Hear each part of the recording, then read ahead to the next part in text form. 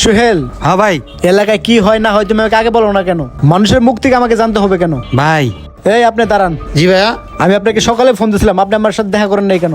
এলাকায় বলে কার সাথে আপনার কি হয়েছে? কই ভাই, আমার সাথে তো কারো কোনো ঝামেলা হয় নাই। কেন, আমার নামে আপনাকে কেউ বিচার দিচ্ছে?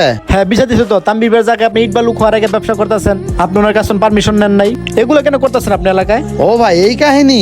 হ্যাঁ, এই কাহিনী। হ্যাঁ ভাই, এটা নিয়ে ওনার সাথে আমার ছোটখাটো একটা ঝামেলা হয়েছে। ওনার জায়গাটা খালি পড়ে আছে, আমি ওইখানে ইট বালু রেখে ব্যবসা করতেছি। উনি এটা দেখে আমার সাথে ঝামেলা করতেছে। আচ্ছা ভাই, আমি তো এখানে কোনো অন্যায় করতেছি না, খালি পড়েছিল, কেউ দখল করে নিবে তাই আমি ইট খোয়ার ব্যবসা শুরু করছি এখানে। আচ্ছা আপনি বলেন তো ভাই, চিল্লাপালা ঝামেলা করলে কোনো সমস্যার সমাধান হবে?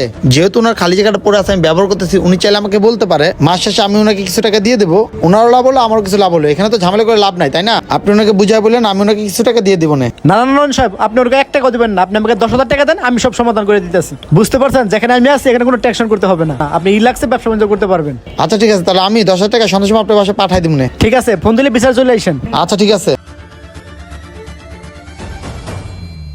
এই ঘটনা করছে, আপনি একটু বেশি বুঝতে গিয়ে আপনি নিজে ঠকে গেছে। নিজের সমস্যা নিজেকে সমাধান করতে হবে, অন্যের কান্দা আপনি ঝুলাই দিছে। আর শোনেন তামি সাহেব, আমি যেহেতু আপনার খালি জায়গায় ইটের খোয়া রেখে ব্যবসা করতেছি, আপনি চাইলে আপনাকে আমি কিছু টাকা প্রতি মাসে ভাড়া দিয়ে দেবো এই জায়গার। না ভাই, আমার ভাড়া দেওয়া লাগবে না।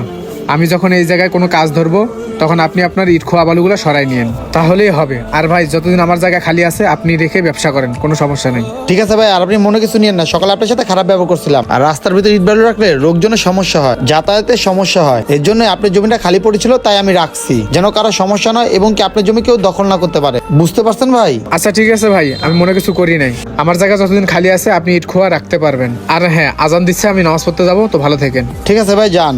বন্ধুরা, বিচার সঠিক মানুষকে দিবেন, অসৎ মানুষকে দিলে দেখতেই তো পাচ্ছেন কি হয়। আর কে কোন জেলা থেকে এই ভিডিওটা দেখতেছেন অবশ্যই আমাদের সবাই জানাবেন। লাইক, শেয়ার, কমেন্টস করতে ভুলবেন না। ধন্যবাদ সবাইকে ভিডিও দেখার জন্য। নতুন কেউ থাকলে অবশ্যই আমাদের কষ্ট করে ফলো করবেন।